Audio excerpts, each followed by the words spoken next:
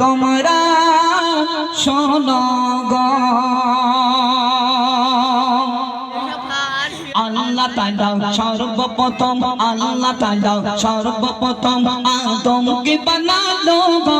আল্লাহ তাআলা সর্বপ্রথম আদমকে বানালো গো। ওখান থেকে অনুসারী দুনিয়ায় এসেছি গো। ওখান থেকে অনুসারী দুনিয়ায় এসেছি গো। আদমকে যে আল্লাহ তাআলা জান্নাতে দিল গো। আদমকে যে আল্লাহ তাআলা জান্নাতে দিল গো। আদমের মন খারাপ আল্লাহ দেখিল গো। আল্লাহ বলে একটি জোড়া, মন দিয়ে শুনবে। আল্লাহ বলে একটি জোড়া বড়ই প্রয়োজন। আল্লাহ বলে একটি জোড়া বড়ই প্রয়োজন। আদমেরই পাঁজর হতে হাওয়াকে করিল সৃজন। আদমেরই পাঁজর হতে হাওয়াকে করিল সৃজন। আল্লাহ তাআলা সর্বপ্রথম, আল্লাহ তাআলা সর্বপ্রথম আদমকে বানালো গো। ওখান থেকে অনুসারী দুনিয়ায় এসেছি গো। আদমকে আর হাওয়াকে যে জান্নাতে দিল গো। আল্লাহ বলে ও গো হাওয়া তোমরা শোনো গো। আল্লাহ বলে ও গো হাওয়া তোমরা শোনো গো।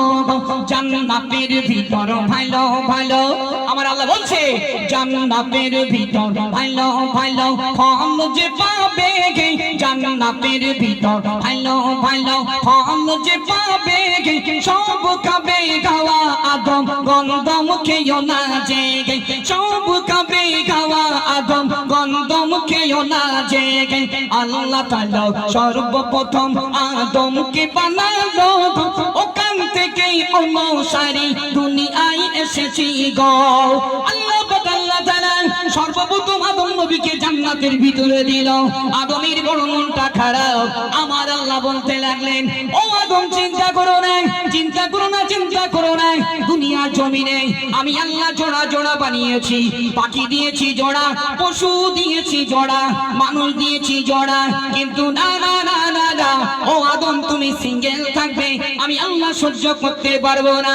ও আদম চিন্তা করো না, আমি আল্লাহ তাআলা আদমের পাঁজর হতে হাওয়াকে সৃজন করলাম।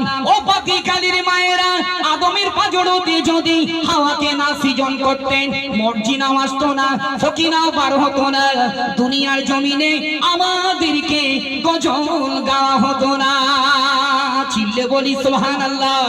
আর জোরে কিছু কিছু মায়েরা বলে দিদিটা চাপো। ও মা, কিছু কিছু মায়েরা বলে মোদ্দা লোকের দাম নেই, মোদ্দা লোকের দাম নেই। মোদ্দা লোকের বলো বিরাট দাম। মোদ্দা লোক না থাকলে তোমরা আসতে না। মোদ্দা লোকের কিন্তু বিরাট দাম। কিছু কিছু মায়েরা আছে, আমরা যদি এক কথা বলি আমাদের মায়েরা 10 কথা বলে, বলে না? হ্যাঁ ঠিক মানে 100 ঠিক, ঠিক মানে 100 ঠিক। একটু মন দিয়ে শুনুন, আমাদের গিন্নিগুলো আমরা চোখ বের করে। ও মা একটু মন দিয়ে শোনো। এবার হাওয়া ইবলিসের ধোকায় পড়ে গেল, গন্ধম ফল খেয়ে নিল। তারপর এমডি মতিউর রহমান কি বলছে একটু মন দিয়ে শুনুন। ইবলিসের ধোকায় পড়ে হাওয়া গন্ধম খেলো গো। ইবলিসের ধোকায় পড়ে